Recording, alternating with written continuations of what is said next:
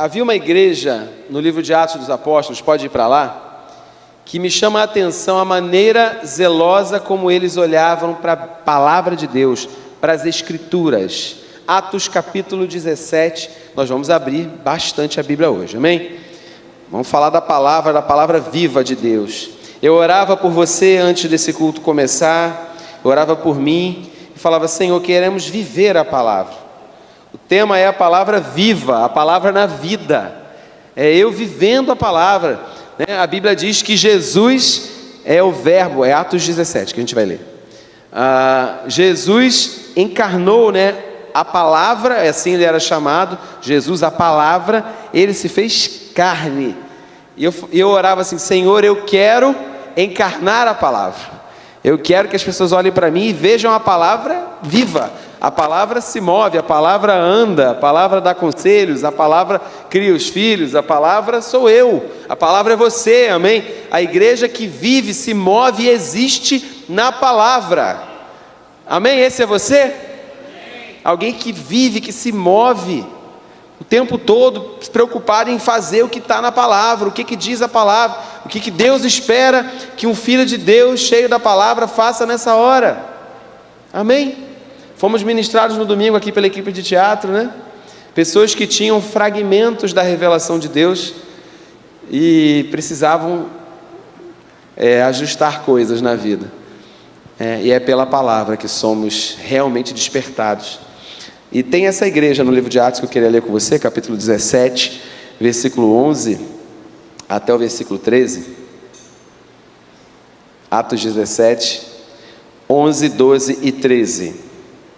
Se tiver como botar na tela o versículo, está lá? Já está lá. Ora, estes de, qual é o nome da cidade?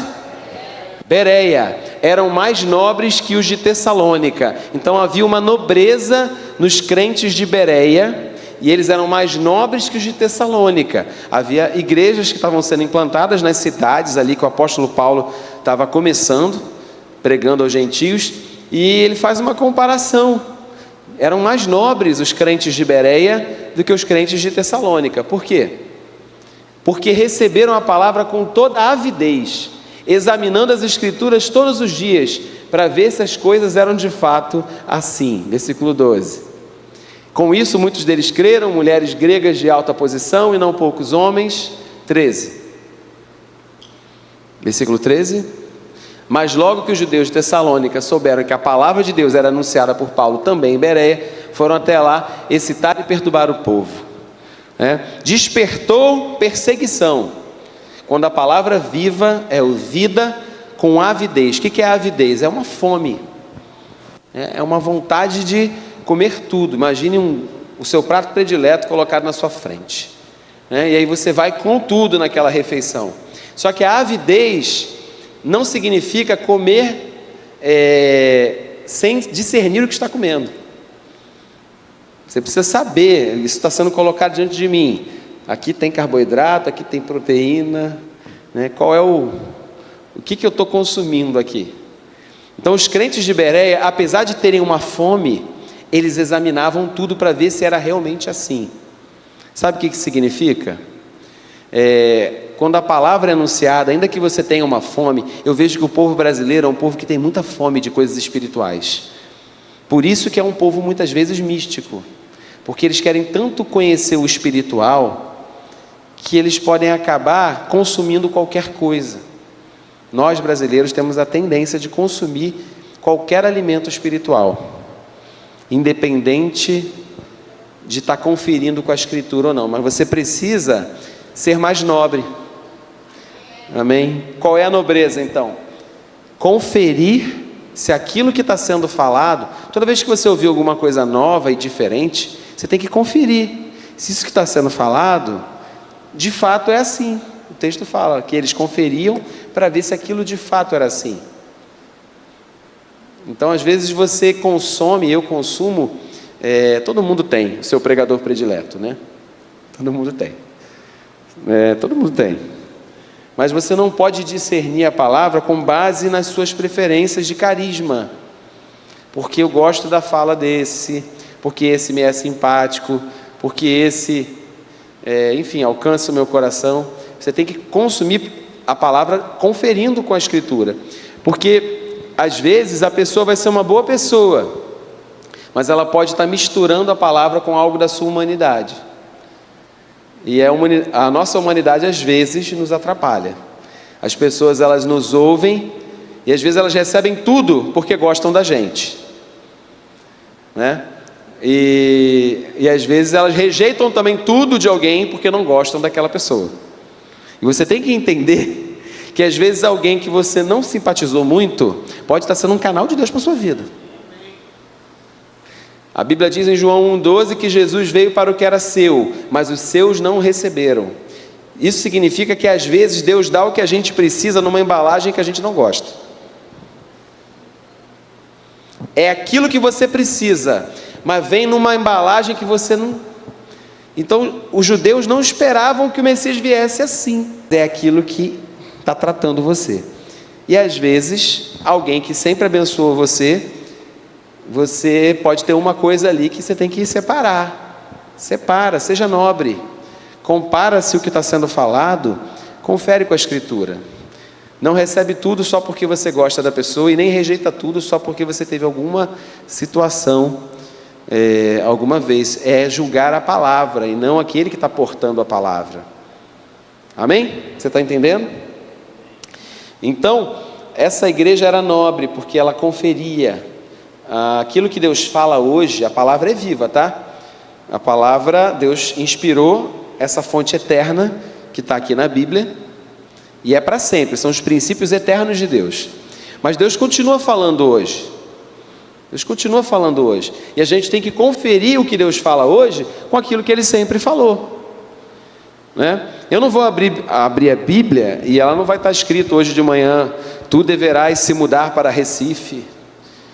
Não vai estar escrito Recife na Bíblia. Então, às vezes, Deus tem uma direção específica para você, para o dia que se chama hoje, né? Essa palavra viva no dia de hoje, só que essa palavra tem que estar em harmonia com os princípios eternos da palavra escrita. Você está entendendo? Deus fala hoje? Fala, mas está em harmonia com aquilo que Ele sempre falou. Deus não vai desdizer aquilo que Ele já disse antes. Então você precisa conhecer e conferir. Senta com pessoas espirituais. Ontem eu tive um papo com a pastora Claudete e a gente ficava conferindo a Escritura. Mas não tem um texto que diz assim?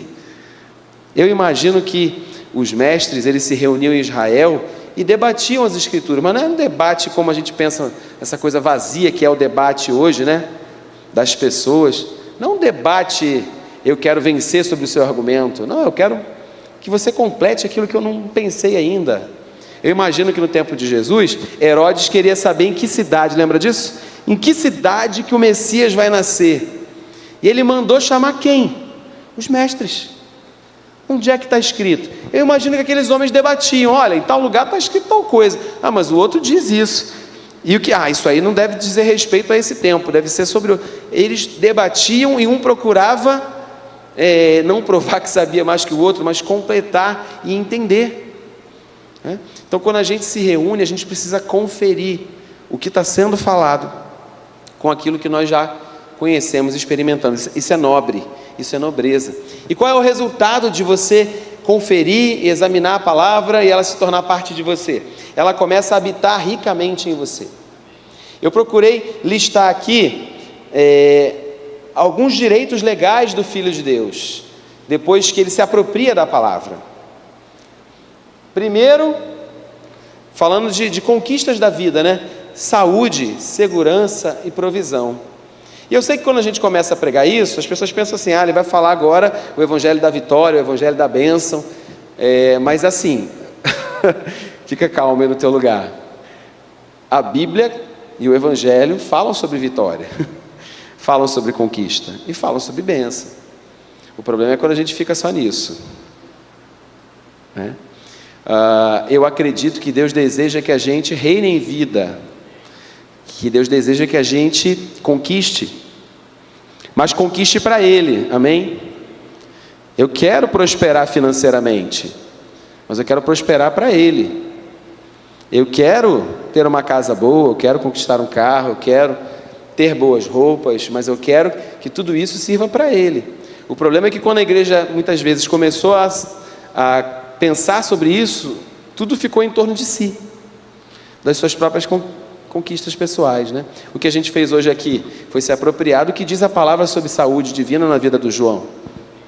Nós oramos. Então, eu vou começar nesse primeiro direito legal do Filho de Deus, a respeito das conquistas para essa vida: saúde, provisão e segurança. E a gente vai ler o que diz a Bíblia, para mim e para a sua vida prática nesse aspecto. Mas tem muito mais coisa, que às vezes não é tão pregada. Além do direito legal sobre saúde, segurança e provisão, tem um direito legal daquele que conhece, examina a Escritura, se apropria do que diz ali, o novo pacto, a nova aliança, né? Existe um direito à frutificação, a transbordar da palavra e dar frutos sobre a vida de outros. Existe direito de vitória sobre o pecado, o diabo e o mundo. E existe o direito, que é o melhor de todos, eu vou chegar lá no final, é o relacionamento com o Filho de Deus. Sair através da palavra, relacionar-se com o Filho. Mas vamos começar falando das conquistas para essa vida: saúde, segurança e provisão. Provérbios 4, 22.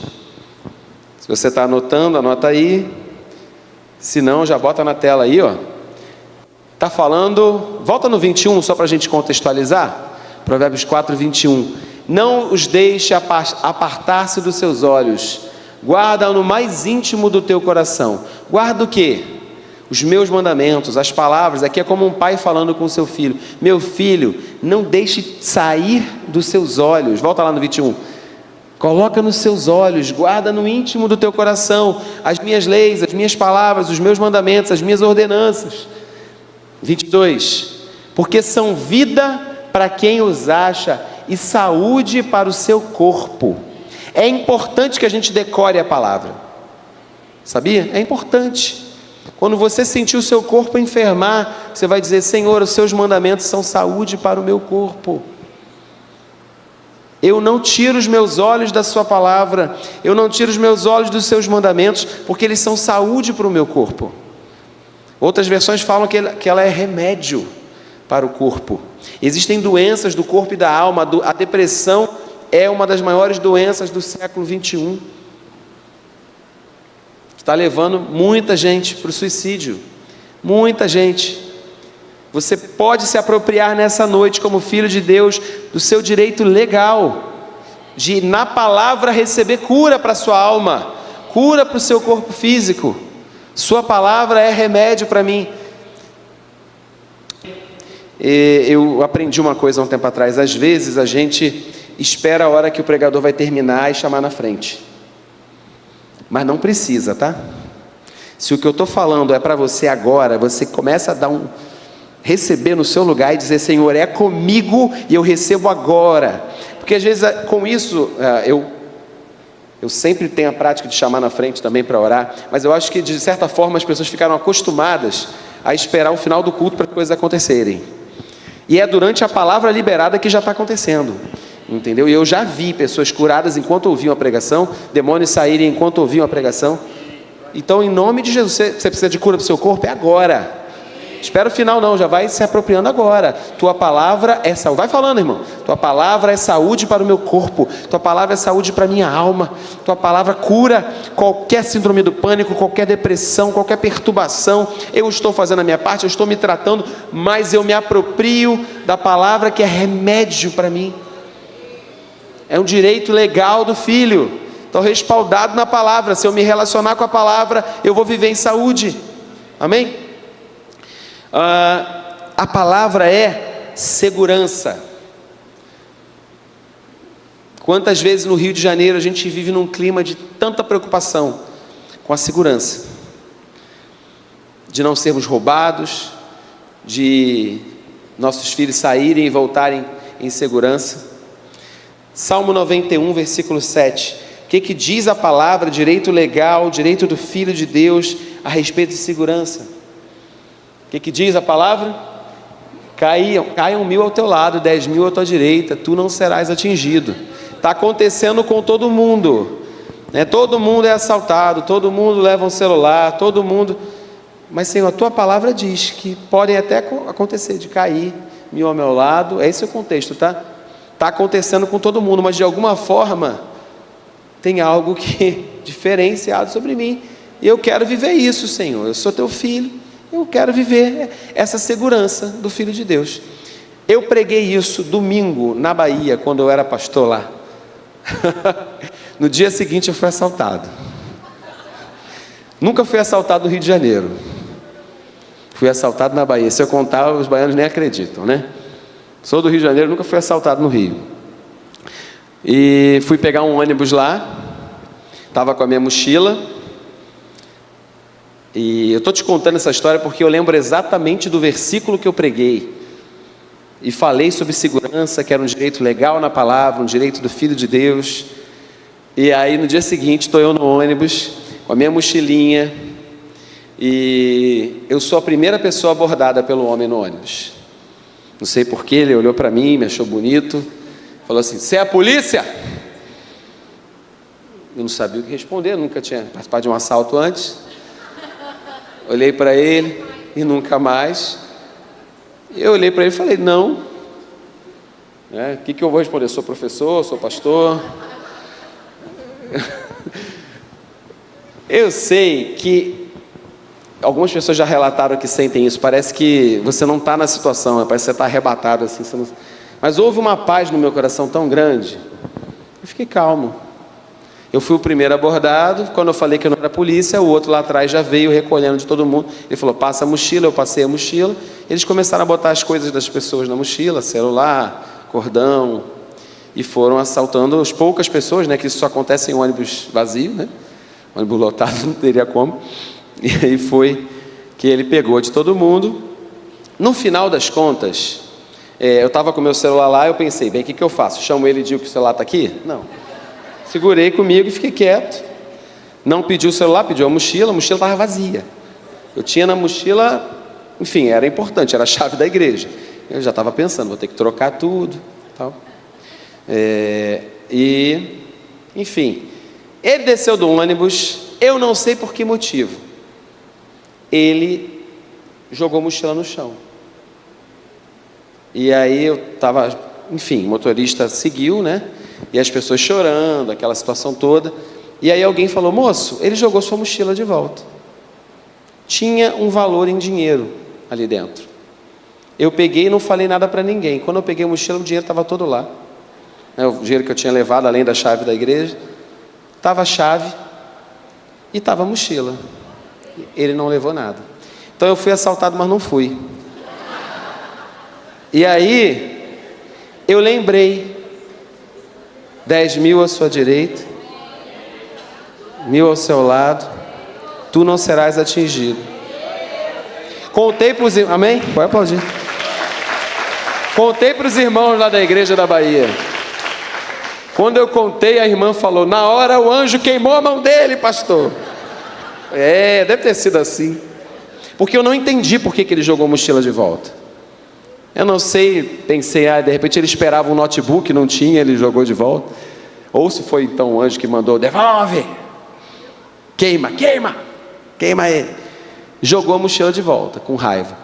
O motorista seguiu o caminho para levar todo mundo para a delegacia para prestar queixa. Eu falei: não, eu quero descer aqui. Minha esposa estava no shopping. Eu desci e falei: amor, fui assaltado agora. Mas não levaram nada, devolveram. Pegou, não. Como que ele não viu o dinheiro? Como que foi cegado, né? Então, assim, existe um direito legal do filho, né? A provisão, a saúde, eu falei primeiro, né? Saúde para o corpo, e a segurança. Você pode ir recebendo, amém?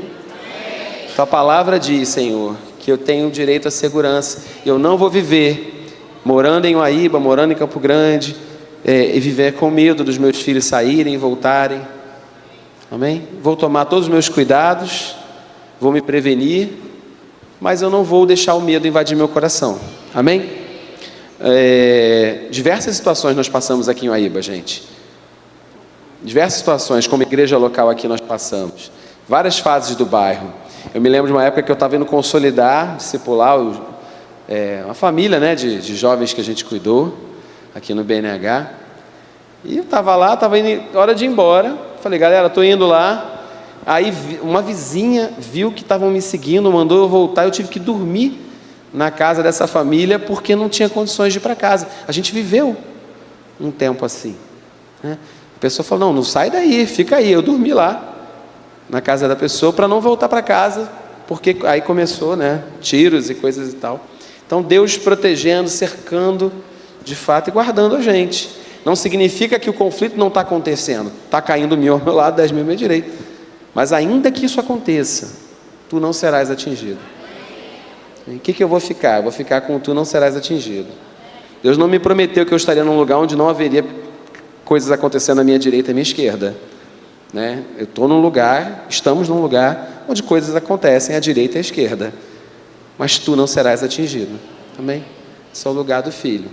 É a palavra revelada chegando no teu espírito aí. Saltou essa para mim agora. Tu não serás atingido. Tu não serás atingido. Tu não serás atingido. Se apropria do que diz a palavra. Amém? Filipenses 4,19. Vamos falar sobre provisão. Direito legal à provisão. Eu já vivi isso na minha vida, gente. De ter as continhas para pagar naquele dia e no dia seguinte já não tinha mais nada. E aí chegava de noite, vinha o dinheiro. Sabe, vinha do Estado, vinha de alguém que ofertava na vida da gente, vinha da Avon, que a gente nem esperava. Eu não sei de onde vai vir, mas tudo isso não é o teu empregador que é o teu provedor. Existe um Deus que é dono de tudo, irmão, e sempre veio. Eu achei tão linda aquela missionária falando, eu vou me apropriar da frase dela e vou colocar com as minhas palavras. Filipe, 39 anos de vida, nunca ficou sem comer. Ele me sustentou. Você tem aí 50, 60, 70 anos, a vida inteira Ele te deu. Ele é o teu provedor. Filipenses 4,19 diz assim, o meu Deus, segundo a sua riqueza em glória. Então é segundo, é de acordo com, né? Não é de acordo com o que eu acho. Senhor, me dá um carrinho que eu estou precisando de um caidinho. Tinha até um pastor que contava essa história, né? E ele pediu a Deus um caidinho. O carro dele literalmente caía, assim, o fundo. Mas não é de acordo com o que a gente acha que merece ou que pode ter. É segundo a riqueza dele. A sua riqueza em glória há de suprir em Cristo Jesus cada uma de vossas necessidades. Então toda vez que a escassez bater a sua porta, que você não tiver certeza, a irmã falou aqui sobre o tempo do deserto, né? O deserto é um ensinamento incrível, onde acontece mais milagre. Sabe o que é o deserto? Aquele povo recebia o pão que caía do céu, tinha que comer naquele dia, porque se guardasse para outro dia dava bicho, estragava. O que Deus estava ensinando para eles? Você vai depender de mim hoje, e amanhã você vai ter que acreditar que eu vou mandar de novo, porque devia rolar a dúvida, né? Será que amanhã vai cair de novo? Né? Então eles só tinham o do dia, e tinham que confiar que o meu Deus, segundo sua riqueza em glória, há de suprir cada uma das nossas necessidades. Uma estação, a gente não tem que ficar no deserto a vida inteira, né? É bom que a gente tenha para poder ofertar, para sobrar, para contribuir, para doar para os pobres, para ajudar, mas existem estações onde a gente só tem o do dia, e aí você vai se apropriar do que diz a palavra. Olha, o meu Deus há de suprir todas as minhas necessidades, amém? Se é necessidade, Ele vai suprir, se não está suprido é porque não é necessário. Palavra dura de falar, mas né? Tem coisas que a gente quer fazer, mas aí Deus supre aquilo que é necessidade, amém? Então existem situações que a gente tem que se apropriar do que diz a palavra, sobre saúde, sobre segurança e sobre provisão. O que diz a palavra sobre a nossa vitória contra o pecado, contra o diabo e contra o mundo. Você sabe que a gente está em batalha contra esses três, né? O mundo, o diabo e a carne, né? A nossa carnalidade, nossas tendências humanas. E você pode sair daqui e receber agora, não precisa esperar o final. Você precisa de que algo mude em relação à sua santidade pessoal, em relação a vencer áreas escuras da sua vida.